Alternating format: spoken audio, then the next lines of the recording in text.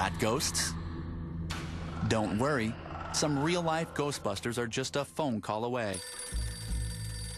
Rumor has it the ghost of Edgar Allan Poe still haunts his old home in Baltimore. A team of ghost hunters from the Baltimore Society for Paranormal Research set out to find some authentic evidence.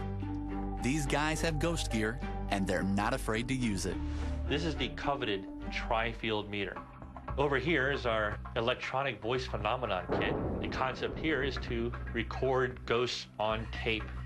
Electronic voice phenomenon, or EVP readings, are sounds that you don't hear with your ears, but do when you play back the tape. Vince and his team have gadgets galore, but they are not alone. Paranormal professional, psychic medium Barb Mallon also visits the house, on the hunt for Poe's spirit. We asked for protection on each one of us during the walk through this house. We asked for... In other words, she talks to dead people. If there's a specific amount of activity in a home, usually it's just a person that's stuck for whatever reason, and they need help to get to the other side, to cross over. So it's basically going in and finding out what they want, what they need, and how we can help them. Poe spent just a few poverty-stricken years in this small two-story house. Did he leave a part of himself behind? If so, will either set of Ghostbusters pick up his supernatural scent? Before long, the Paranormal Society's equipment is sensing something. Supposed to be reading north that way. It's reading north this way. The window just banged, too. Did you hear the window bang? Yeah. Yeah, it went tap, tap. Somebody tapped on the window. So there's a second pane on the other side. There's no way they can tap it. Is there a breeze coming in through there? No breeze. I felt a forbidden spirit enkindling within. Reading one of Poe's stories while sitting in Poe's chair also causes a stir. Ghost hunters believe when a tri-field reading fluctuates, it could be evidence of a ghostly presence. The tri-field meter spiked, and it's just gave me the chills of a dead philosopher. I definitely think it was spell. I definitely think reading his story enticed him. The Paranormal Society tries to make a recording, or EVP, of the spirit. Who's the President of the United States? What is your occupation? Are you married? And gets something. What was that?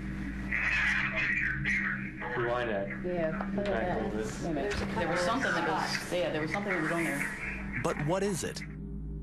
Barb Mallon also felt a presence in the same room. Someone just touched my hand. And in Poe's chair. The man that sat in this chair had an emotional feeling about him. She was also drawn to the back bedroom window. Okay, it's with the windows. They're showing me some flashes of violence. I just got quick fighting or violence right over in this area. Conclusive evidence? Or just coincidence?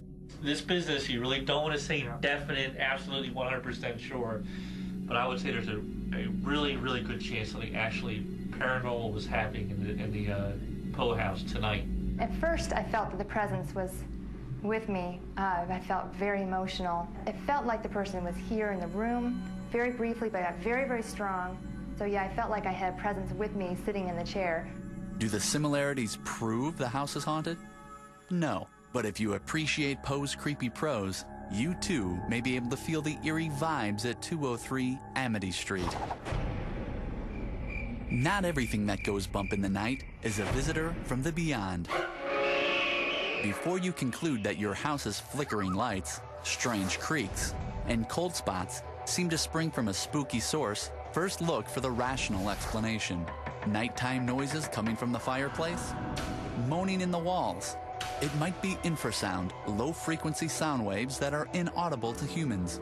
Infrasound has a range of bizarre effects on people, including anxiety, chills down the spine, and commonly an uneasy feeling. In other words, spooked. Subway trains are a possible source of infrasound. Night visitors from the animal kingdom can also masquerade as mischievous spirits. In fact, throughout history, many nocturnal creatures have been associated with the occult. Because, let's face it, humans have always been afraid of things that love the dark. How about doors that move by themselves? What's the explanation for that? Who closed the door? Simple. Air pressure changes as people open and close other doors within the house. So if you open one door, another may slam shut. What about the ghostly breath that stirs your curtains and taps at your windows? More than likely, those drafty old windows could use a bit of caulk. How can you tell? Try holding a lit candle to the window on a windy day. If the smoke blows horizontally, you've found your ghost. But what if you think you actually see an apparition?